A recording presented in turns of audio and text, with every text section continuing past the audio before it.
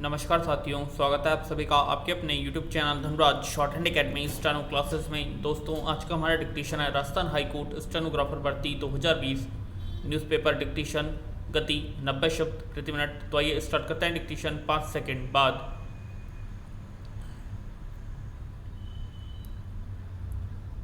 Start.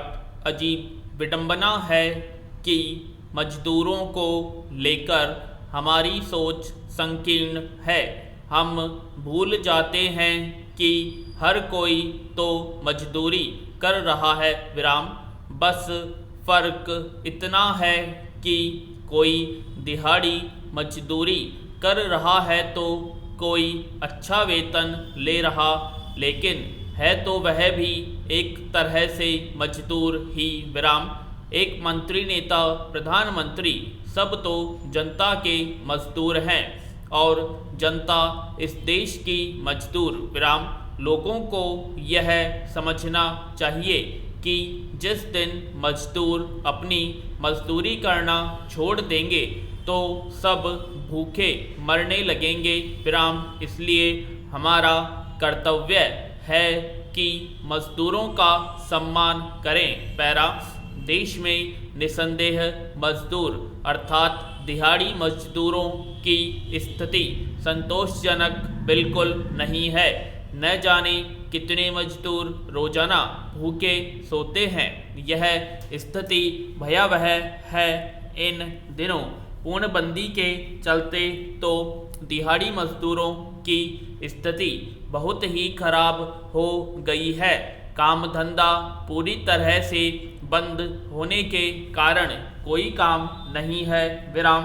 जो जहां मजदूरी करते थे उन्हें हटाया जा रहा है। लाखों मजदूर दूसरे राज्यों से अपने घरों को लौट रहे हैं विराम।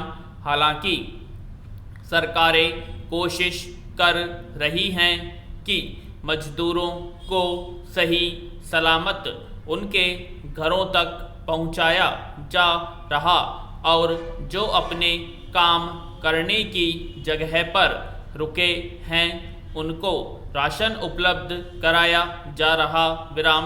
लेकिन पूर्णबंदी ने सबसे ज़्यादा दिहाड़ी मजदूरों की ही कमर तोड़ी है विराम। पैरा। बिहार की गिनती आज भी एक पिछड़े राज्य के रूप में है, जबकि प्राचीन समय में इसी राज्य में ने नालंदा और विक्रमशिला जैसे शिक्षा के विख्यात केंद्र थे। लेकिन आज की स्थिति कुछ और ही है विराम। आज बिहार के छात्र गुणवत्तापूर्ण शिक्षा प्राप्त करने के लिए दर दर भटक रहे हैं। बिहार की शिक्षा दर पूरे देश में सबसे निचले पायदान पर 61.8% है, जबकि इनमें से भी कई लोग अपना केवल नाम लिखने और पढ़ने में सक्षम हैं विराम। NSSO के मुताबिक बिहार की बेरोजगारी दर राष्ट्रीय स्तर से बहुत ही अधिक है। पिछले कई वर्षों से यहाँ के सरकारी विद्यालय आवश्यक संसाधनों के अभाव की मार झेल रहे हैं विराम। हालत यह है कि जो बच्चा अपना और स्कूल का नाम सही नहीं लिख पाता है वह टॉपर बन जाता है।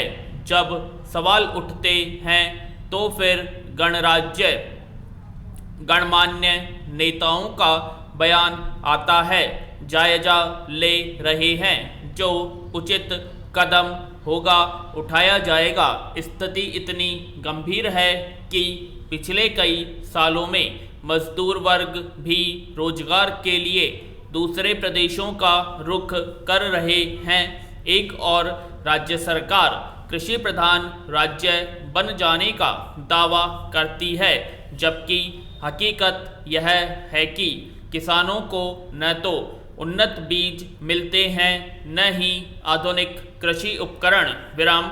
सवाल है कि आखिर कब तक पिछड़ता रहेगा बिहार। पैरा। आज पूरी दुनिया जहां घरों में कैद है, वहीं दूसरी ओर प्रकृति खुलकर सामने आ रही है। विराम। आसमान स्वच्छ दिखने लगा है और नदियों का पानी भी साफ हो गया है।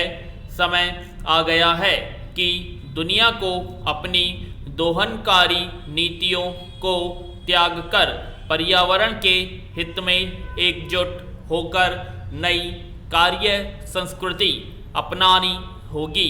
दुनिया ने एक के बाद एक कई महामारियां झेली हैं। अगर समय रहते हमने सीख नहीं ली तो प्रकृति का विनाश हमें लील जाएगा। विराम। पैरा। कोरोना महामारी के चलते देश में पूर्णबंदी की जा चुकी है। इस कारण अर्थव्यवस्था तबाह हो चुकी है। काम धंधे पूरी तरह बंद हो जाने से बड़ी संख्या में मजदूर अपने गांव को लौट रहे हैं। यह लोगों की मजबूरी है कि शहरों में गुजारा न हो पाने के कारण उन्हें गांवों की तरफ देखना पड़ा है, पर इससे ग्रामीण परिवेश और संस्कार को एक नई दिशा व आयाम मिलेगा। शहरों में निजता थोड़ी ज़्यादा होती है, जिससे भारतीयता एवं संस्कृति की चमक धूमिल होती जा रही है। लोगों ने निजी स्वार्थ के चलते मानवता क्षीण होती जा रही है। विराम। पर सभ्यता कहीं शेष बची है तो वह है ग्रामीण क्षेत्रों में। विराम। ग्रामीण परिवेश का अपनापन बहुत कुछ सिखा सकता है। बुजुर्गों का सम्मान, भाईचारे की भावना, आतिथ्य सत्कार इत्यादि की समझ ग्रामीण परिवेश से आती है। पैरा। पर दुख की बात यह है कि वर्तमान स्थिति में स्वार्थ, लोभ, अहंकार की भावना जैसी बुराइयां अब गांवों तक भी पहुंच चुकी हैं। गांवों में भी अब दूध में पानी मिलाया जाने लगा है। पेड़ों को काटकर अतिक्रमण किया जाने लगा है। जाति प्रथा समाप्त होने का नाम नहीं ले रही है। सामाजिक सद्भाव बिगड़ने लगा है।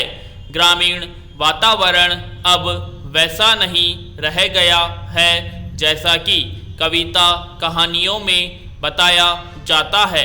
पैरा।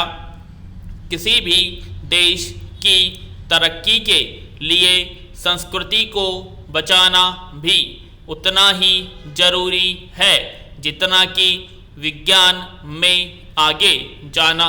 विराम। हमें ग्रामीण परिवेश से कुछ हद तक संस्कृति को समझने एवं बचाने में मदद मिल सकती है। पैरा। अभी देश के सामने सबसे बड़ा संकट कोरोना महामारी से निपटने के लिए पैसा जुटाने और अर्थव्यवस्था को पटरी पर लाने का है। जाहिर है यह कोई मामूली संकट नहीं है। इससे उबरने का सबसे बड़ा रास्ता यही है कि भारत सरकार व राज्य सरकारों को सभी गैर जरूरी खर्च रोक देना चाहिए। विराम। समाज के सभी वर्गों व निजी संस्थाओं को अपनी क्षमता के मुताबिक प्रधानमंत्री राष्ट्रीय राहत कोष में योगदान देना चाहिए। सभी करदाता अपने करों व अग्रिम कर का समय से भुगतान करें। जिन निजी संस्थाओं एवं दूरसंचार कंपनियों पर सरकार का बकाया है वे अविलंब भुगतान करें। CSR के तौर पर दान देने की अनुमति मिले। कोष जुटाने के लिए कोविड बचत प्रमाण पत्र योजना लाई जाए। विराम पेट्रोल व डीजल पर उत्पाद शुल्क बढ़ाया जाए। विराम शराब बिक्री पर लगी देशव्यापी पाबंदी हटाई जाए ताकि राज्यों को राजस्व मिल सके। पूर्ण विराम। तो दोस्तों ये थी हमारी आज की राजस्थान हाई कोर्ट स्टेनोग्राफर की 90 शब्द प्रति मिनट की गति डिक्टेशन जो कि न्यूज़पेपर में से बोली गई थी। आशा करते हैं आप सभी को ये डिक्टेशन पसंद आई होगी, तो प्लीज़ कमेंट बॉक्स में कमेंट करें। और अब तक आपने हमारे चैनल को सब्सक्राइब नहीं किया, सब्सक्राइब करें और वीडियो को ज़्यादा से ज़्यादा शेयर करें, लाइक करें। धन्यवाद।